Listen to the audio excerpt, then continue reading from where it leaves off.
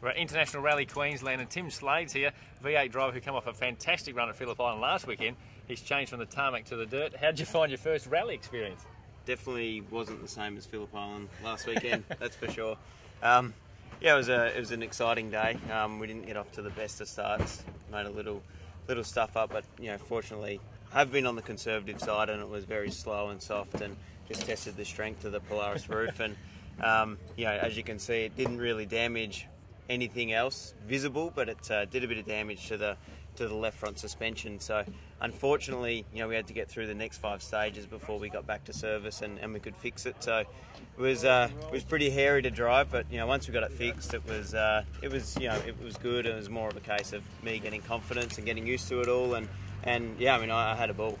And of course, you're talking about stage 1 yesterday, your sort of first foray and a small mistake that had a rollover, and you carried that sort of, as you say, the problem through the next stages.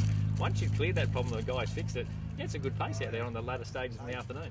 Yeah, it wasn't too bad. Even once I got used to the damage and what the car did when it was damaged, we were actually going all right too. But when we first did it, I didn't have a whole lot of confidence. I didn't know if it was going to break or if it was going to hang in there or what. But when we got it fixed, it felt like a Ferrari after that.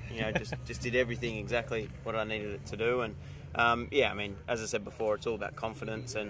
And I've got this thing in the back of my mind that I've got something to go to. I've actually got a test day Wednesday at a Queensland Raceway, so I've got to make sure that I get through to that. After that, I've got a couple of weeks, but that test day is the first immediate thing. But yeah, I think we were fifth quickest in the last 2 stages, so it'd be nice if we can be there and just keep chipping away at it today.